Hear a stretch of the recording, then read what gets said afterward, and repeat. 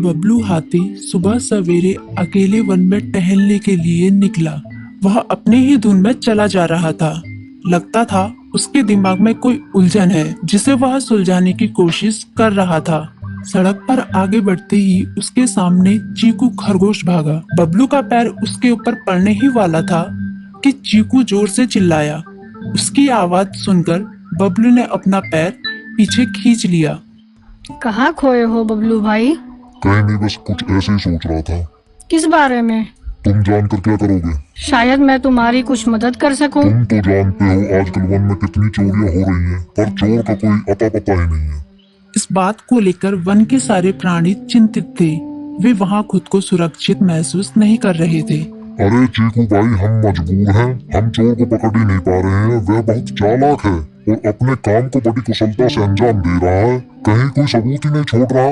हमारे राजा इस बात को लेकर बहुत चिंतित हैं। यही कारण है कि हम सब इस बारे में सोच रहे हैं। अब तुम मेरी इसमें क्या मदद कर सकते हो?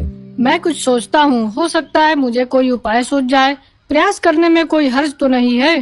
तुम ठीक कहते हो चीकू, लेकिन वन के गुप्तचर भी अभी तक इसका कोई हल नहीं निकाल सके। इतना कहकर वे चुप हो गए। बबलू की बातों ने चीकू को सोचने के लिए मजबूर कर दिया।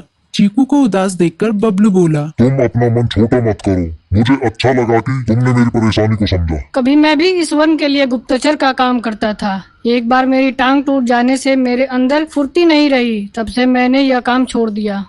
चीकू, तुम चाहो तो यह काम दोबारा कर सकते हो। वन के प्राणी ज्यादातर दिन में भोजन की तलाश करते हैं, वे रात को आराम करते हैं। तुम दिन रात दोनों में ही भोजन की तलाश में निकल सकते हो। हो सकता है रात को तुम्हें कुछ ऐसी बातों का पता चल जाए जो हमारे काम की हो। हाँ बबलू, तुम ठीक कहते हो। मैं आज रात को वन में घूमकर इस बात का पता करने की कोशिश करता हूँ। थोड़ी देर बातें करके चीकू अपने बिल की ओर बढ़ गया और बबलू अपने रास्ते चला गया। चीकू के दिमाग में अभी तक बबलू की कई बातें घूम रही थी। उसे समझ नहीं आ रहा था वह बबलू की मदद कैसे करे। दिन भर वह उसी उधेड़-बुन में लगा रहा। शाम होते ही चीकू कुछ सोचने लगा और वह चुपचाप बिल से बाहर निकल आया। चीकू की पत्नी ने देखा तो बोली, इस समय कहाँ जा रहे हो? बाहर खतरा है। खतरा तो सुबह भी रहता है, लेकिन खतरों से डर कर हम भूखे तो नहीं मर सकते। मैं बाहर घूम कर आता हूँ। इतना कहकर चीकू रात को बिल से बाहर निकल आया। कुछ दूर जाकर उसकी नजर बंकू उल्लू पर पड़ी, जो कुछ ही दूरी पर था।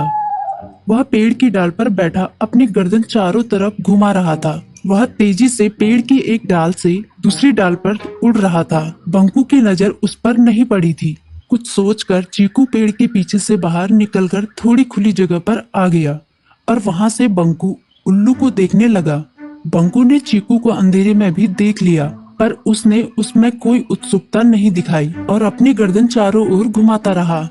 चीकू बड़ी देर तक बंकू की हरकतों पर नजर रखे रहा। वह थोड़ी देर तक खुले मैदान में खड़ा रहा, पर बंकू ने उसे देखकर भी अनदेखा कर दिया। उसने महसूस किया कि बंकू के आसपास चमकू चमगादड़ भी मंडरा रहा था। कुछ देर वन में घूमने के बाद चीकू अपने बिल में लौट आया और सुबह होने का इंतजार करने लगा। अगली सुबह बबलू उसी रास्ते में जा रहा था। रास्ते में चीकू उसका इंतजार कर रहा था। आज बड़ी जल्दी आ गए बबलू। हाँ, आजकल मुझे चिंता की वजह से नींद नहीं आती। कोई नई खबर है क्या? यकीन से तो मैं नहीं कह सकता, पर मैं तुम्हें ऐसे प्राणी का नाम बता सकता हूँ जो शायद चोरों की मदद कर रहा है। कौन है वो? बंकू उल्लू। इतना कहकर चीकू ने रात की घटना उसे ज्यों की त्यों सुना दी। इसे सुनकर बबलू का माथा ठनका। बबलू की आंखें चौंधिया गई। तुम ठीक कह रहे हो। मुझे आज रात बंकू और चमकू पर नजर रखनी होगी। इतना कहकर वे दोनों अपने अपने रास्ते चले गए। बबलू रात को अपने साथियों के साथ बंकू पर नजर गड़ाए रहा। उसकी संदिग्ध गतिविधियों को देखकर बबलू ने उसे उसके साथियों चंकी और संकी लोमड़ के साथ पकड़ लिया। बबलू ने सख्ती से पूछताछ करनी शुरू कर दी। तुम इस समय बंकू चमकू के साथ क्या कर रहे हो? हम चारों दोस्त हैं, इसलिए साथ बैठकर बातें कर रहे हैं।